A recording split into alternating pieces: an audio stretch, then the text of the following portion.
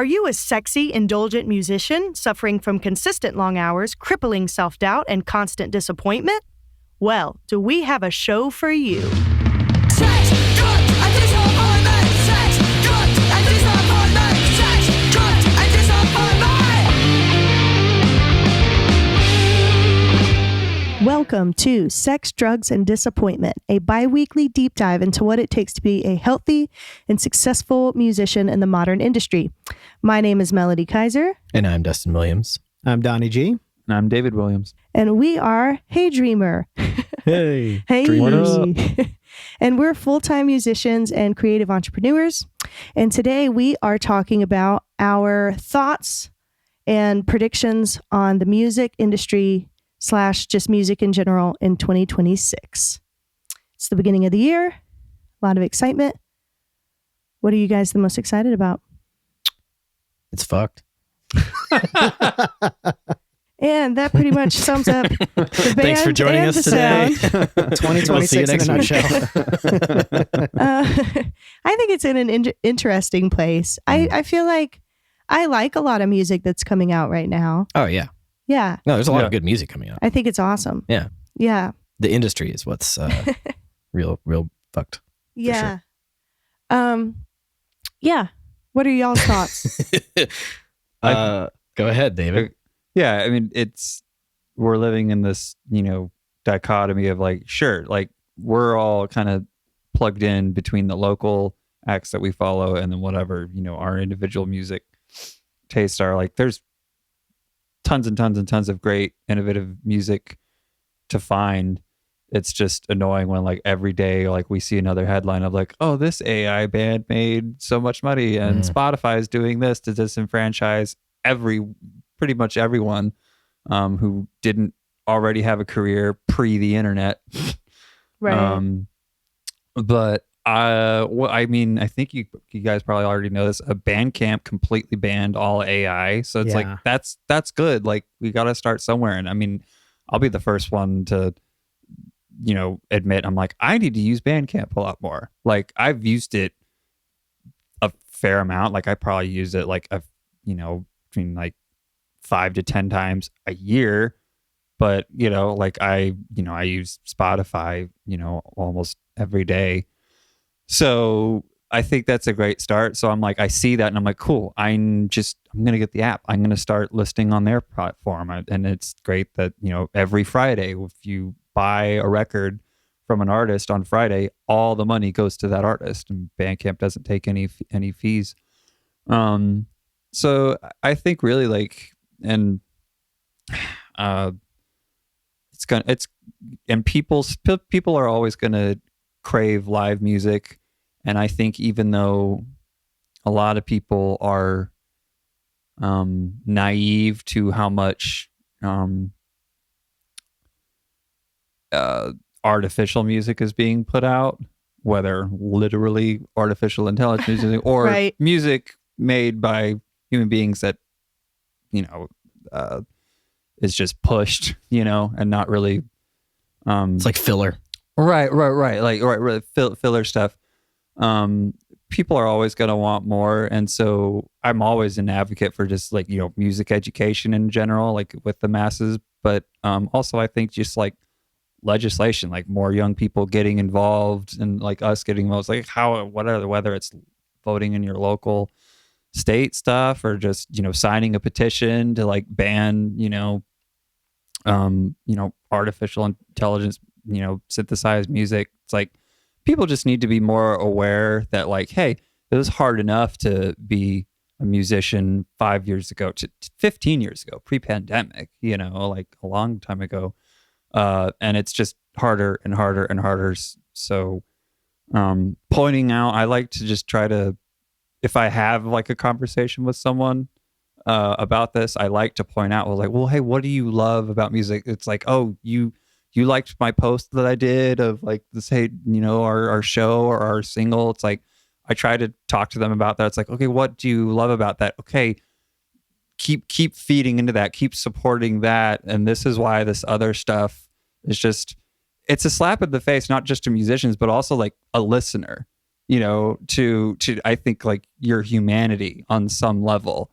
Like, the great thing about humans making art is that whether or not it's all coming from the same place. Like, hopefully it's just your personal expression. It's like, oh, I love this. I love the way this makes me feel, or I have this feeling, whether it's sad, sadness, joy, anger, whatever. And I'm going to make something out of it. And it's like a computer can synthesize and take algorithms that make,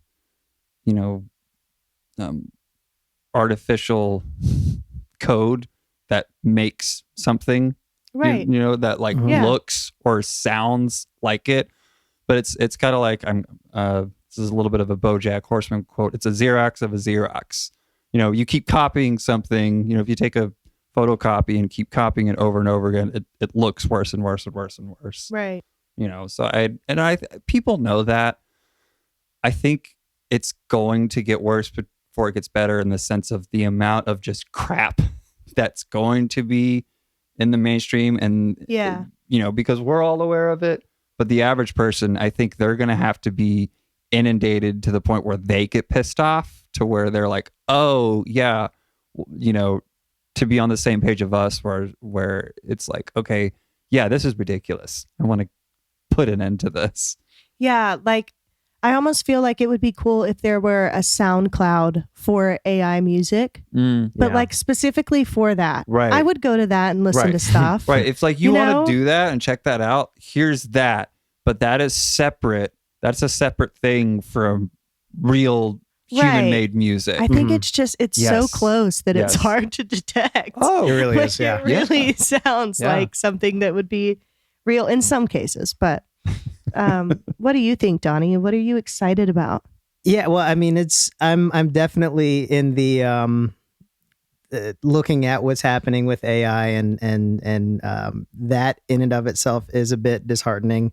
That said, you mentioned that Bandcamp, they're completely getting rid of AI. Yeah, they've music. completely banned it. If you submit an AI-made, piece of music on it, they're kicking it off the platform. Right. And I absolutely love that. I think that we are going to see not just that platform, but other platforms adopt that model. And it would be great if there was a platform just for AI music. I think we might be a little ways away from that, but we may see some of these pre-existing platforms start to adopt what Bandcamp does. And I saw the headline this morning, and it actually kind of energized me. I'm excited about at least the tiny crack that we're seeing in separation between AI art and like authentic art. Mm. I was sitting here wondering, like, how do they detect AI from real? Because, like I said, a lot of them sound close, but I bet it's something that's kind of fuzzy in the sound, because I've noticed that the music is similar to the AI pictures, where like all of the edges are a little fuzzy. Mhm. That's how I can tell if like a poster is AI or if it's like graphic designed, is Yeah. everything's just like a little bit soft. Yeah. And has I that, think like- the music is similar. Like there's some kind of sound quality to it that you can tell that it's synthesized. There's like almost like a digital interference or something, And it's if you listen really close. too like clean too. I think, like, again, I've probably only listened to like a few things that people have sent me. It's like, oh, check out this AI cover of like AC/DC performed like as if they were an R&B band or like something like that. And I'm like, okay, this is clever, but it's almost so good that I'm like, well, even if you hadn't told me this was AI, like I know like that kind of sound, like what you're Mhm. talking about, how you know what to look for like visually. Right. Like I don't know how a digital software is like figuring out what's AI and not, Right. but you're right, it may be something on the fringes of things, because I hear it and I'm like, okay, if you're telling me again it's AI doing something, but it's like it's so clean, or it's trying so hard to be authentic that it is sterile, I guess is the word I'm looking for. Yeah. And even in a completely polished, like perfectly good work of art, if you study art, whether visual, paintings, music, or whatever, like it's like, oh, there are things you see there that's like, oh, that took a long time to get here. Or like how our favorite records are like, oh, he's a little fat, or like there's some,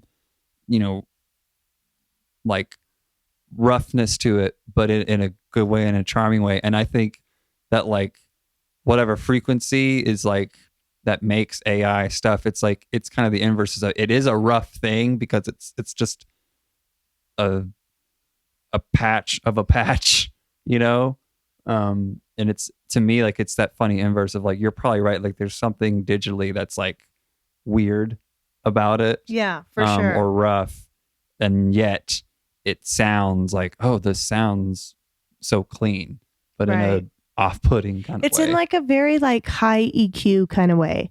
Like it's a frequency thing for me. Like that's I can almost hear the digital with it. And it's especially true with like the cameo kind of stuff where people will have like Ozzy Osbourne singing Right, yeah, not a Black yeah. Sabbath song. Yeah. You can tell immediately that that's not Ozzy Osbourne, Right. but Right. it has the qualities of Ozzy Osbourne. Yeah. Like there's some frequency or something in the Yes. voice where you're just like, that sounds like an AI version. Yeah. Do you know what I'm talking about? I do. I think, we can sometimes tell when it's AI, but I think there are times when it's like, it is really That's well true done too. that For it's hard sure. to tell. I think in terms of how websites and streaming platforms are identifying if it's AI, it probably has a lot more to do with like the metadata. Yeah. Like, Yeah. like because that, I don't know enough about this to really speak with any kind I of don't authority, either. but I Yeah. feel like there's probably something on the digital side in the code that is like detecting like, oh, the software used or the samples used here are like pulled from this resource, which is an AI resource. So I don't know. I'm just Well, guessing, that was a but very grown up and probably correct response. I doubt it's like, oh, they can hear the difference. It's like, it's probably a lot more to do on like binary communication. Yeah, I was Yeah. thinking on like the sonic detection side, like what YouTube uses to Mhm. detect. Which I'm sure that's part of it Shazam. too. Yeah. Like sonic detection has been a thing, I think, for a while. A long time. Yeah. Yeah. No, and I definitely think I just that's part of it's it. gotten better. Well, that's just it, right? Yeah. It's like, it's probably gotten better.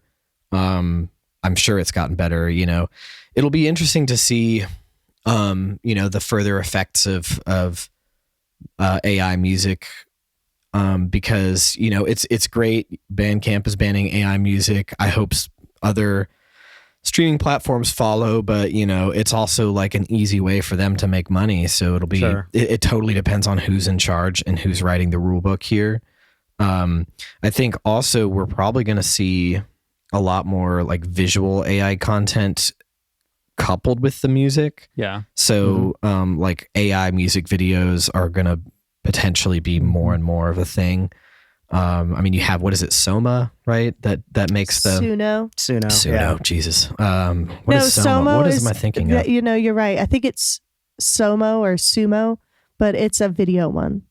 It's No, how that's- they get like the chickens to like. That's what I'm thinking run of. down Then. the Yeah, road. yeah. So Yeah. yeah, the video ones is Oh, like, I okay. feel Yeah, like yeah. I could see artists, especially, artists that are on a budget, or even not artists on a budget, because you have artists like Timbaland who's like, being Proactive. I wouldn't say proactive. No. I mean, well, he put a whole like AI album out. Yeah. Yeah. and- Artists that singer, want to save too. money. Yeah. Right. So I mean, you could call that proactive, I guess. I mean, it depends on how what your viewpoint is. It's I guess interesting. I So was thinking forward thinking, maybe not proactive, but like. I mean, yeah, like he's adopting using the it. technology. That's it, Yeah. Capitalistic. Yes. the word. Yes. That's the word. Yeah. Yeah. Yeah. Because I know Noah That's a good word. Yeah. from Arcos like slammed him Love on that. like Twitter or Instagram or something, and it became like this whole back and forth, and like he and Timbaland were like arguing. It was really funny, but like, yeah. So I it could go one of many ways, and the reality is it'll probably go multiple ways, because there are going to be some people who, companies that see the value and the monetary gain from it, and then there are going to be companies who are sticking to their moral obligations to the artists. So yeah, we'll see where that goes, but I do think we're going to see more of it before we see less of it, before we see any kind of control or legislation on it. And the legislation protecting musicians has already been bad for a long time. So like, exactly. it's just like I think the sad part is it's like it hasn't changed in so long, even before AI was a problem. And now it's like this new problem has happened. It's like you're ignoring the leak in the dam, and then now there's another hole, and then there's another hole, and you're just like, fuck, like I didn't even patch the first one yet. So, and the combining of mediums is this week alone, I've already seen like 3 different music videos to go along with an AI song. Like that's it's already happening, and there's going to be a lot more of it. Yeah. So I'm somewhere like, my opinion is I think AI can be fun. Sure. And I think that it could be like even used as like a tool. Oh, like 100%. For I don't know, it could be used for a tool for everything, really. But I just don't see the value in releasing completely AI music. Yeah, or for like sure. AI music in general. I think it's cool for like demos to like come up with a drum part to go with this song if you're a songwriter and you don't know anything about music at all and you just want to have like, what would this song sound like? I think that's cool. But yeah, I don't. Getting an idea visually and then you springboard off of that. Right, Like that's like. I think it's cool. Yeah. And honestly, like, sparingly, I think, hard opinion here probably, I don't know if you guys are going to agree with this, but like for like smaller artists, I think that sparingly it's okay to use for certain things like social media graphics or just things that you're not willing to really put a huge budget into, but you want it to look professional. I don't mind that. And honestly, like a ton of my friends do it. I see it all the time and it doesn't bother me, but I don't really think in products. And what I mean by that is like music or things that you're going to sell to people should be, I just don't, I think it's kind of just tacky for it to be AI. It's not a product. It's not artful. Right. It's artful. It's not a product in the capitalistic sense or in the sense is like, okay, here's just an everyday, here's a bar of soap. Like, and obviously there's tons of different things for sensitive skin, but it's like, it has one job, that's it. Like that should be commoditized and just be like, sure. And make a bunch of versions of it. It does this one thing. Well, it's like, art, to me, the whole point of art is to just, you make it out of your own personal expression and then you share it with the world so that they can ask questions and, interpret it. It's like how we can sometimes spend countless hours like debating lyrics or how, John Lennon wrote I Am the Walrus as like an FU to someone who like overinterpreted the Beatles lyrics. He's like, oh, I'm just going to write this song to just screw with them. It's a song about nothing. It's just about absurdity. Or it's something really serious. It comes from something deeply spiritual with you. And then you share that, and then someone else. Like one of my favorite things to do is to, it's like we'll be listening to a song and we'll be like, I feel like this, or I think it's saying this, or it makes me just feel. It's like the sharing of opinions and feelings. Yes. Like that's the point of art. It's not just to be like, here it is, it costs this much money, and have it. I'm like, no, this is an ever giving thing. It's why we're still talking about Bach and Mozart and Beatles and Led Zeppelin and Sly and the Family Stone and Stevie Wonder, and while we will be thousands of years, past their lifetime. Yeah. It's not just a product that has not a product that has an expiration date. Right. It will keep giving. So to do it cheaply or lazily it's not going to stand up. Like ultimately at the end of the day, all this AI stuff is, it will have a very short shelf life, so to speak. Like NFTs. Yeah. Well, I don't know. Yeah. Well, I think Burn. it's going to be still being used a lot, and it may like assimilate into just how we make stuff, and it may assimilate into how we make things in a way that's unrecognizable 50 years from now. It could, but and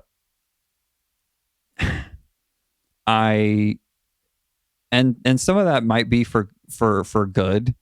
Saying we're just talking about art here, not like medical science and stuff like that kind of thing. But to me, if someone says, "Hey, I wrote a song and I had these 3 chords and I can play guitar, but I can't do anything else. So I had AI, synthesize a band, and I put in these prompts like, oh, I want it to sound like Cream and Stevie Wonder and like all these bands like put together." It's like, oh, that might kind of sound cool, but you didn't put any thought into it. You didn't put any thought into the people you're hiring to actually play that music, to interpret it, and to, the magic of, people coming together and making a song happen. And I just don't think that AI will ever be able to do that. And then there's also just like how much the enjoyment of the musicians of doing that is why people are still listening to these same records that they did 100 years ago. That is somehow, I don't know how to quantify that because we're talking about abstract and emotions and just feelings, but that's the powerful thing about music. And you can't put a price on that. Ultimately, again, it's not like a product like, that has an expiration date. It's the gift that keeps on giving is really all I'm trying to say. Yeah, I think releasing AI music as anything other than just for fun is lame. But I think that also like, I end up doing almost as much. Well, that's not true really, but I do a lot of graphic work, right? Mm-hmm. And so I'll use AI. They have like AI image enhancement, which I use all the time because it will like make the file bigger so that you can put like the post on a poster or something like that. And other tools like that are really useful, when you're trying to do editing on like a budget of, I don't have like movie cameras, right? Right. Or and you can't hire a graphic designer who's gone to college and put in the hours and the experience to really. And so I really, I think as long as it's not the entire product is AI, and like, it is, on some level like created, I don't mind that as much, like AI tools. And honestly, that's what I wish they would make more of in music than the AI song generation. Because I think like an AI audio enhancement tool that like really works super well and can take out like digital distortion and stuff like that without it sounding robotic. That's what I want to see. Auto compression, like that's where stuff like that's that. where I want to see AI grow in music. Is it's a technology, so let's use it as a tool instead of the product. And I say product, I mean not really to be businessy, but like as musicians, like you're a worker, you're a service provider. What's your product? Music, right? Yeah. So like, it's still a product. It's just not a disposable product. Right. And yeah, like I said, I think that AI song generation and releasing it as anything other than just for fun is lame. But I think creating more tools, I would like to see more of that at NAMM shows. And honestly, we probably will see more of it. We are going to. But I think that would be, as a working musician, that would be a game changer. Because there are so many instances where like, especially doing like audio to video. And if you don't have professional equipment set up or you didn't really have the time to capture live sound great or anything like that, AI would be like a lifesaver. Yeah. Yeah, no, I think like you said, we are going to see it. And I think, we're not going to, we're not far off from, and people are probably working on it now, I assume, having like AI assisted plugins. So like you pull up your 1176 plugin and you prompt it saying, "Hey, I'm playing bass, and I'm using this compressor on bass, and I'm playing rock bass, and I don't have great technique, so I need it to like work with what I'm giving it." Versus like you can pull up 1176 compressor now, and you have to set the right ratio. And I mean, there are Right. presets. There are presets that are designed by people who have a lot of experience and, actual people, actual engineers that understand the math behind it. But you still have to have some kind of knowledge, even if it's like a basic knowledge, or you're going to be Googling a lot. And so to save time from having to Google stuff, you can just say, all right, bass, I play really hard, I'm doing rock, and I think we're going to see stuff like that. And to your point, you made earlier, David, like just with art, I think with AI art, and compared to human made art, I think we have like these two things that were, two categories maybe that we're butting up against. And one is the experience or the value of art, because the value of art has always been subjective, right? Yes. Art in its earliest forms was a way to communicate culture and a way to communicate experience through generations, and then It's about just preserving stories. Right. It was really just about preserving history for a while. Yeah. And it's almost like, I mean, I don't know, this is maybe getting a little too, maybe I'm examining it a little too deeply here, but it's almost like a survival mechanism. It's like we needed this to survive, to communicate to the next generation. Like, don't fucking hang out with Sabretooth. They'll fuck your shit up. Yeah. So you put it on a wall and you put a dead guy going like this, so anyway, and then I think there's the shared experience of art, right? So if you think about, at least for me, when I think about AI art, like, you mentioned earlier, like AC/DC in the style of R&B, like you'll send that to your friends and have a good chuckle, right? Right. But like, that's it. It's like when you get a McDonald's burger, like you're getting it to enjoy it in the moment. And it's like, okay, I'm hungry and I want this salty, fatty, delicious thing.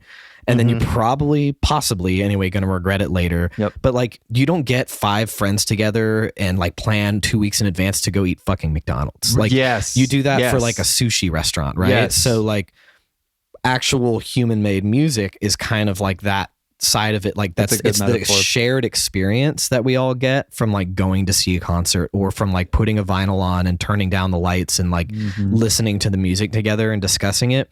So I think that's never going to go away. Like, we're always going to want that experience. And I think AI is also never going to go away. So like, we're always, we're now in this era where we're going to be competing to a degree, but it's like, live music is never going to be replaced, and human made records are never going to be replaced, but we do have to adapt to the technology that we're dealing with. So yeah, humans are going to use AI to help assist create their in creating their music. But I don't think like we're going to get to a point where it's just like only AI music. Now there are going to be people out there, consumers out there, that are just like, they don't give a shit because they just want something to dance to. And you know what? Like if you want to dance to your McDonald's burger, like fucking do it. But there are people who really, really like McDonald's. It's like, okay, that's fine. Do your thing. You know, that's fine. Yeah. But like, I think most people at some point are going to want some kind of real human experience. Yes. What would you guys think about like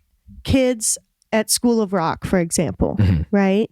Using AI as a way to help them come up with like a way to cover a song in a unique way. I mean, depends on how. Sure. I mean, on paper, I don't have a problem with that, because there's too many ways on through the internet, even just to be like, hey, how to learn this, and a lot of them aren't great. And that's what's great about School of Rock, is that they encourage all of that learning by song. But then you have the teachers, like you, to be like, okay, that's great, but let me keep you from doing something that could, make you lazy. Right. Like make you lazy or screw up your technique. This could work now, but you're going to have a problem later on. Or just laziness in the terms of like, well, you may not be able to always do it like this. If you're in a real world situation with a director, you're not going to be able to just AI your way out of this. They're going to want to run it and get it perfect. So if you haven't been able to practice, without any, help to get yourself from good to great, you have to do that. AI can help you understand it. If there's a way that AI can help you, understand the concept of what you're doing or the technique, yes, but it's a means to, I think it has an endpoint of where it can be helpful, but that's up to like the teacher, the environment to figure out where that limit is. Well, and like, if you let them become, if anyone becomes too dependent on their technology to solve their problems, then like you lose the struggle, and the struggle is what makes the art fun. Yeah. Or not necessarily even in the moment, but like afterwards, it's like, oh, you know what? Like, I'm glad I went through that. Like, yeah, it brings meaning. Yeah, exactly. Yes. Exactly, Donnie. It brings meaning. And I think that's the conversation that we just have to have, is just be like, hey, look, you got this tool. I'm not going to stop you from using it. You can do your thing. But like, I'm going to tell you now, if you totally depend on this and you don't go through the process of like fucking up the song a whole bunch or like not doing something right a whole bunch and then finally getting it right, like you get the instant dopamine from the AI, but you don't get like the long-term like satisfaction of knowing I solved a problem. And I think that's like a very human experience that is like important for developing innovative minds and innovative art. I've been listening, and survival, kind of going back to what you said. If you don't know how to work through a problem by yourself and make mistakes and screw up, to then get to the point of, oh, I figured it out, then like you're going to jack up your critical thinking and your confidence. Like, everybody is insecure. Like, we're all insecure and we have our issues, but it's like, I mean, I just did a gig recently where the first two rehearsals, I was getting, like the director was like, you're not on it. And I was sweating, but I got it together, and not because of AI or anything. I had to just focus, and take the director's direction and just struggle through it. And I got there, like you're saying, the struggle is what makes it fun, even if it can be frustrating in the moment. And then you get to that endpoint and you're like, oh, okay, I think this is what confidence is now. It's a very human feeling, and everybody's got to go through that. It helps you to be able to think critically. Like, if you are constantly just relying on a tool outside of your body, you are neglecting your own tool in your own head and within your own body. Like, your brain muscle will atrophy. Exactly. Yeah. Like, you need to know not just that you fucked up on something, but why, how not to do it again. Do it till you don't fuck it up, and then think about that thing that you did wrong. Maybe that's something that you can implement now. Maybe there's a part of something that you learned in that journey that you can use moving forward, but you're not going to get that if you're just relying on an external tool. Yeah. Agreed. The journey is definitely going to change. Yes.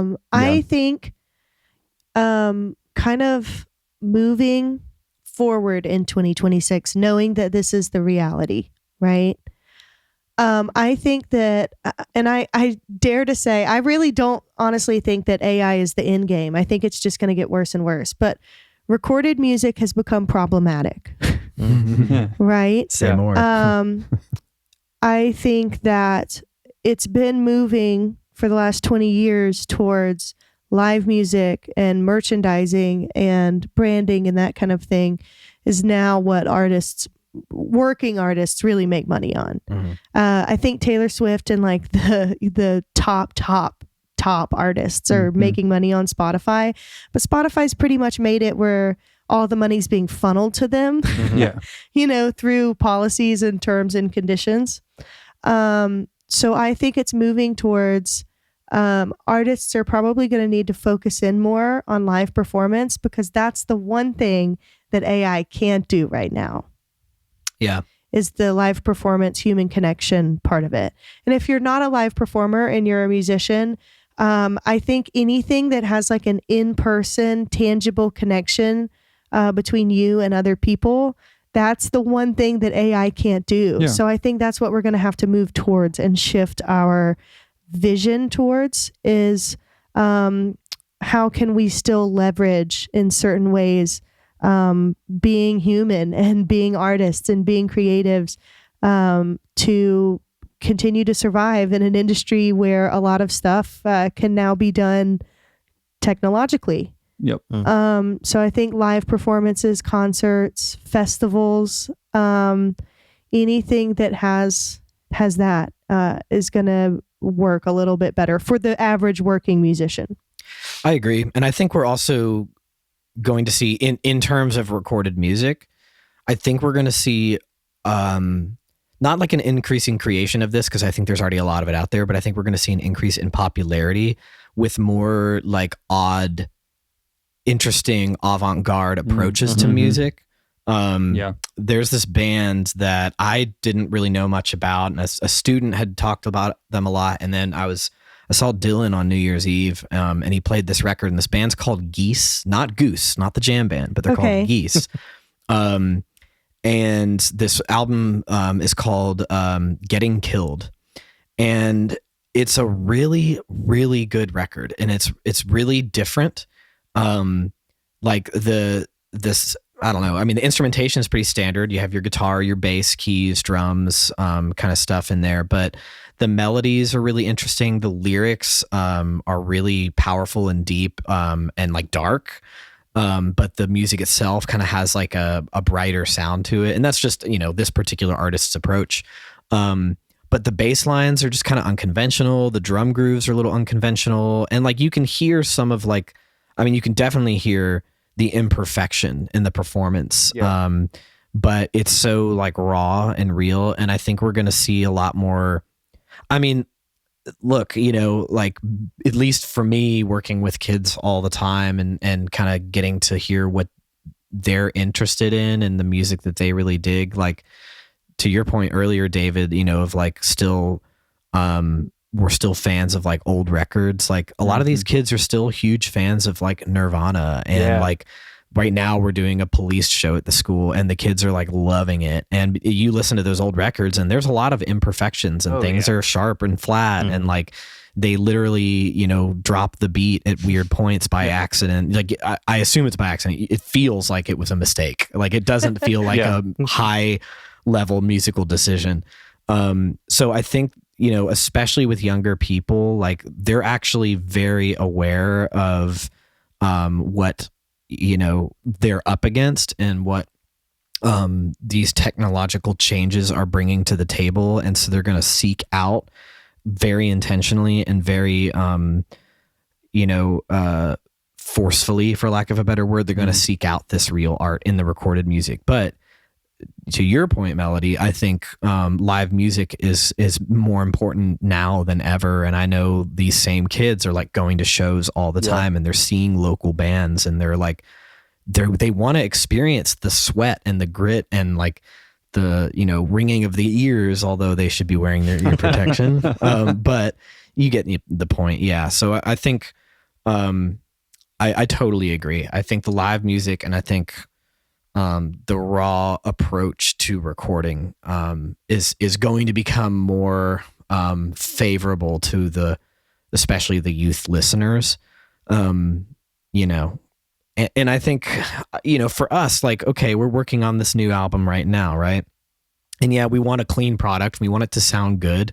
And we're, there's editing that's happening to make things line up and sound tight. Yeah. But there's still like an imperfection in the sound as well. And there's like a rawness and like, melody or inspiration of the bands that you grew up listening to, like Journey, like Zeppelin, like there's the bending of the notes on the guitar and your voice. Like you're not just like trying to be pitch perfect and nail every note, because that's fucking boring. Yeah. And again, some people are going to like it and they're going to eat it up because that's the fast food of music. But yeah, I think people who really enjoy the art form are going to continue to seek out the real thing. Right. Yeah, I agree. So recommended reading for 2026 in that case, I have a book. I think it's called Marketing Tips from the Grateful Dead. It was part of my degree for, I don't even remember. I think it was part of my concert touring class that I took. And it was honestly really fascinating because there's a reason why they were touring up until he just died this week, Bobby Weir. Bob Weir, Yeah, R.I.P. But, they were giving the music away for free in the 60s and 70s and focused on concert ticket sales, which they basically funded from taking care of fans, and people followed them from city to city. Yeah. And so they always had a sold out show because they had like a caravan of people. It's like a circus. Because they just played all the time. Yeah. And they put all of their time and energy into just playing. Yeah. A lot of times in the beginning, really not great places. And then it ended up being, huge. Arenas, Yeah.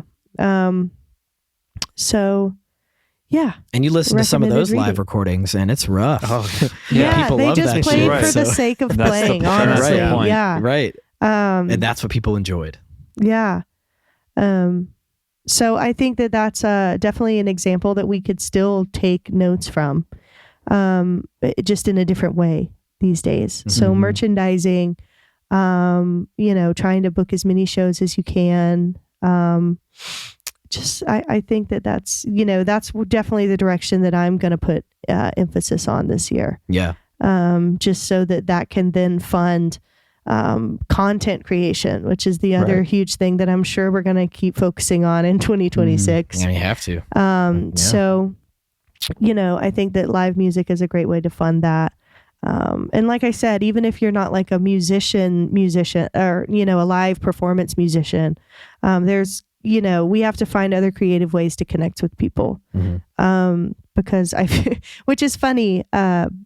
Obviously we live in the age of connection, but I feel like people are more, disconnected than ever. Yeah. So I think finding like agree. a true tangible connection, something that's in person, is really going to be kind of the healthy driver Agreed. of the music industry in 2026. Yeah.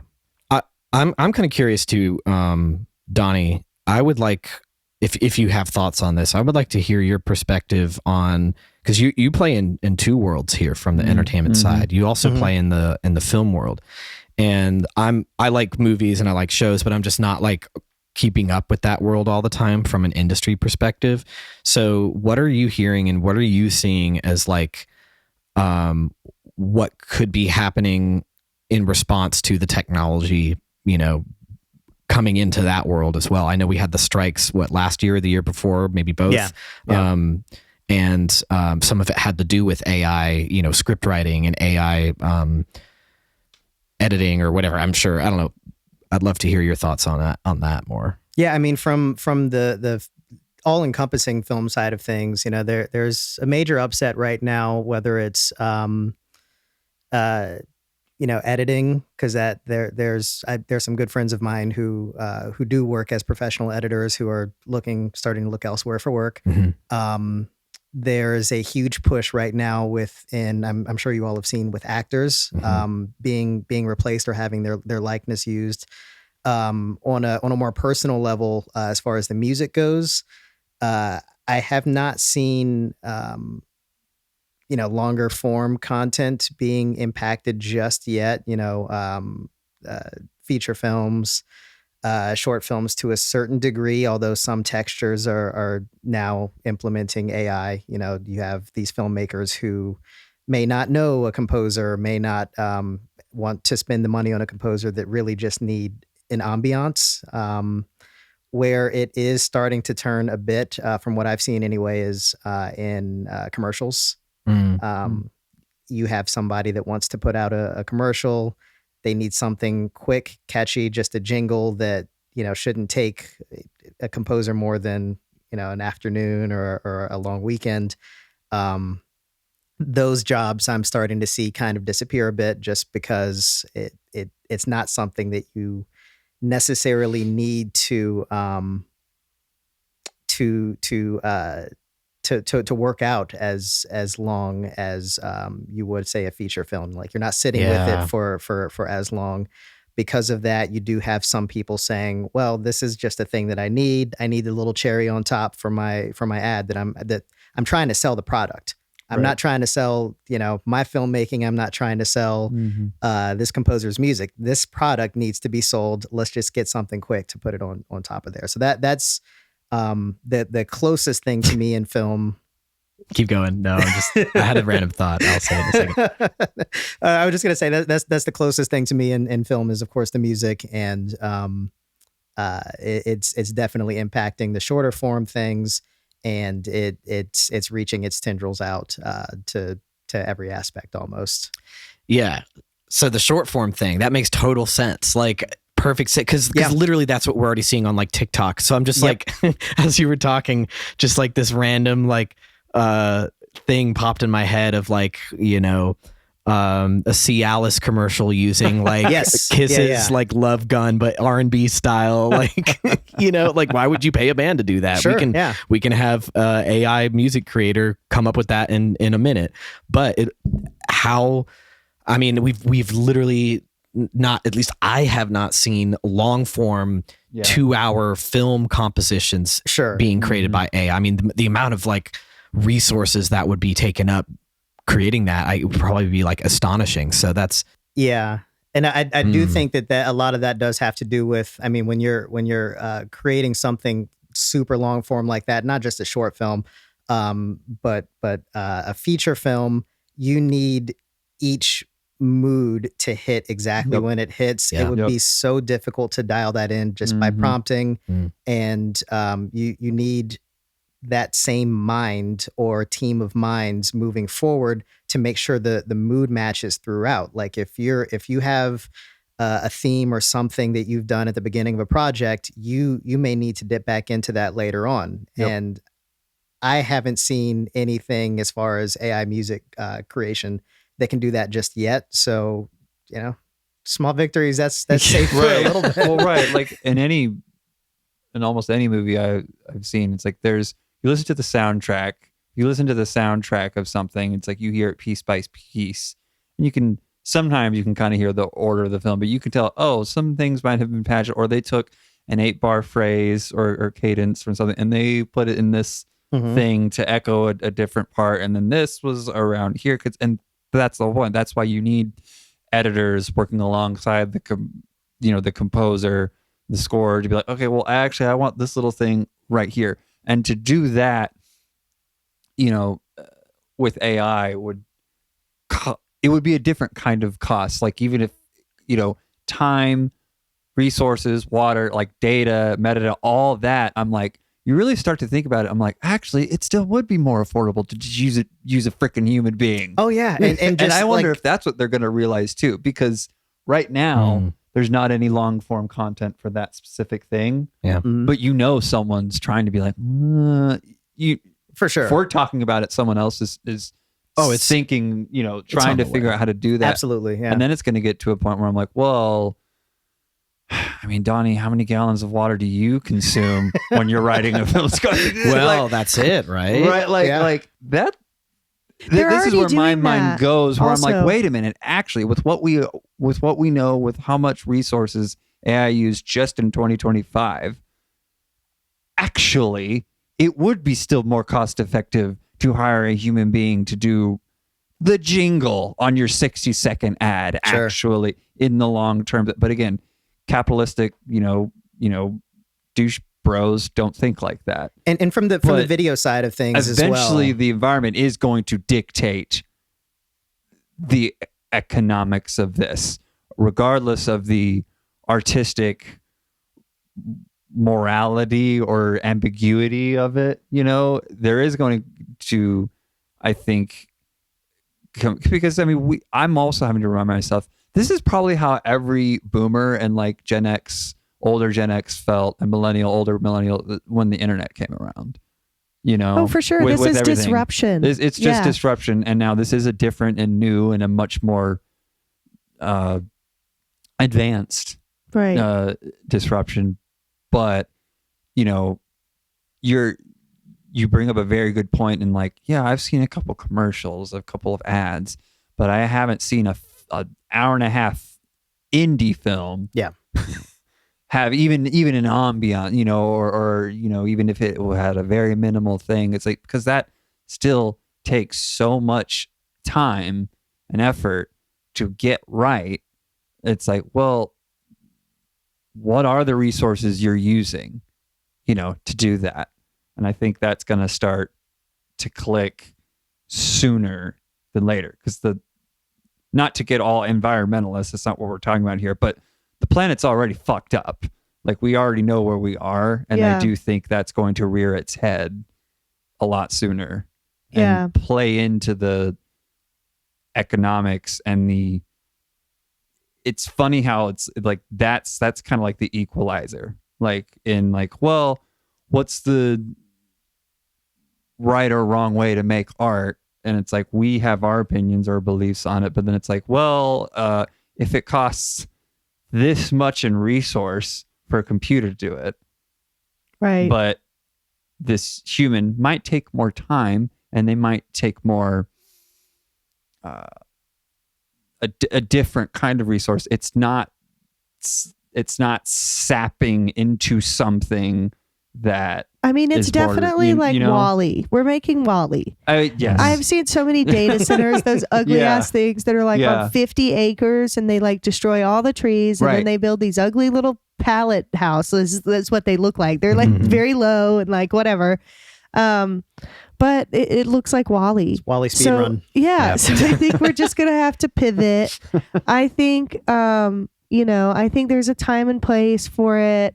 I think it's kind of, I just find it like artistically lacking. Sure. When you release completely AI generated music, like I said, anything other than for fun, and just for experimentation and whatever. But yeah, I think the key this year is going to be to pivot from that. And to David's point about, there's going to be a lot of suffering this year, probably. But I write better songs when I'm suffering. So I think it's going to be a good year, guys. It's going to be real fruitful. Yeah. I mean, it sounds cliche and sometimes a little trite, but I mean, for crying out loud, I mean, that's true. I feel like I've gotten more in touch with the humanity of my craft, of just being a musician who plays drums. I'm not a writer. I don't write lyrics, but when we're writing and like arranging a song together, whether like in a rehearsal or in the studio, and I'm listening to the lyrics of something, like I'm relaying that through my own experience. And a lot of times I'm like, oh yeah, I felt like that in 2022, or when I was going through some health scare, like it felt like this lyric that you wrote, or it felt like this riff that we just came up with. Right. Because that's what why we're all musicians, is because the sound and the feeling of whatever instrument we're playing, it's like that gives us the feeling that words can't describe sometimes, Yeah. So are you optimistic about 2026? Let's all answer that question before we leave today. It musically or just in general? Let's just do musically. Let's do it quickly, but do both. Musically first. How are you, optimistic or pessimistic? I'm selfishly, I'm kind of optimistic as it in my world, like for me and for us and the other people I work with, because at the end of the day, I feel like we have a really cool community that we're building. Yeah. You know, and it's growing. So I am optimistic, and doing this or whenever we get together, I always feel happy and rejuvenated. But yes, I on the flip side of that coin, we're still going to have to put up with a lot of BS, and it might impact us more or less depending on a billion other factors that are completely out of control. Right. We're going to feel it on some level. We already are. We already have been. So you're optimistic about music, but pessimistic about the world. I think that's healthy. Well, yeah, I yeah, you know, I'm optimistic, but I'm also very realistic about it. I'm not going to let my expectations get ahead of right. You know. What about you, Dustin? This is such a me answer, but I'm kind of like neither. Like I'm optimistic, I guess, like for the projects I'm involved in, and I feel like there's going to be some more great music that comes out this year, but I'm sure there will also be setbacks, and there will be music that comes out that sucks, and you know, it's just how it is. And then I think for the world it's kind of the same thing. I think I try not to be too like anybody else. I can sometimes, you know, get very anxious about the state of the world, but I try not to overthink about it too much, because I've just found that responding to the situation that comes up is better than like pre-reacting to it. Yeah. You know, like I don't like, okay, example, and then I'll be done.